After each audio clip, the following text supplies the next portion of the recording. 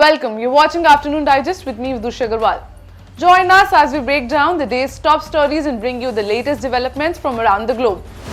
In our first, the European Union and the United Nations voiced apprehension regarding Hong Kong's new national security measure, warning of its potential threat to judgmental freedom in the Chinese-ruled territory.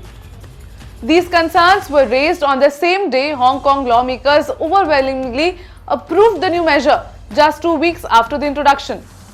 Critics fear that the swift passage of this legislation poses a significant risk to the city's liberties.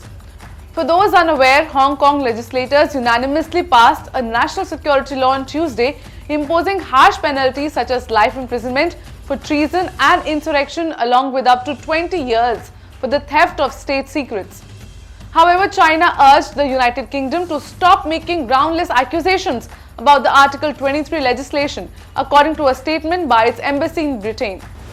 Republican presidential candidate Donald Trump reiterated that the United States would commit to defending NATO members from potential Russian aggression only if its European allies increased its defense spending. While seeking re-election, President Donald Trump has often criticized NATO. However, in February, he made his most severe statement yet, suggesting that he would encourage Russia to attack countries that had not met their financial obligations to the alliance. NATO Secretary General Jens Stoltenberg urged him not to undermine the collective security of its members in response to his remarks. For those unaware, in 2006, NATO countries made a vague commitment, formalized in 2014, to spend 2% of their gross domestic product on their own defense.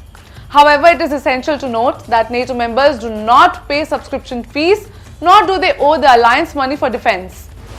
Supreme Court ruling permitting Texas to arrest and deport migrants accused of unlawfully entering the country, at least temporarily, could have a considerable impact on the US-Mexico border. However, the immediate effect appeared subdued.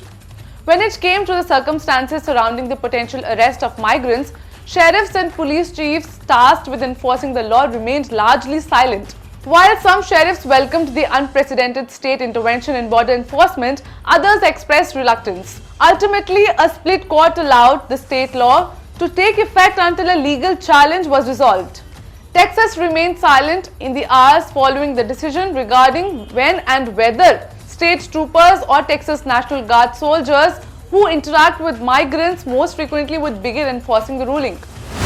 NIA announced that 11 more individuals have been arrested for their alleged involvement in the conspiracy related to the communal violence during Ram Navami celebrations in West Bengal last March. These arrests by the federal agency follow closely on the heels of the apprehension of 16 individuals less than a month ago. These cases were transferred to the NIA on April 27, 2023. The 11 accused, who were also allegedly involved in conspiring and carrying out attacks on members of a particular community. These attacks were reportedly triggered by an incident during a procession celebrating Ram Navami in Shibpur. The case was initially filed by the West Bengal police against 36 individuals following the communal violence sparked by an attack at 4th By-Lane, PM Basti, Shibpur, Howrah. In a shocking news coming in from Badaun in Uttar Pradesh, 2 minor Hindu children were brutally murdered by accused Sajid. Another child sustained severe neck injuries and is currently hospitalized. Accused Sajid was accompanied by his brother Javed, who is currently evading authorities, prompting a search operation. They operate a salon. Following the murder, Sajid was killed in a police encounter. To maintain law and order, a substantial deployment of police and paramilitary personnel has been made at the location. Enraged by the killings, individuals vandalized the salon in the city purportedly owned by Sajid. Recounting the series of events, the mother of the deceased disclosed that there were 2 accused, one of whom had fled. Her testimony revealed that the accused set an emotional trap by mentioning the delivery of his child and recounting how he tragically lost several children in the past. That's all for the afternoon updates. We look forward to bringing you more insightful updates tomorrow. Until then, download the app and keep watching Ritam.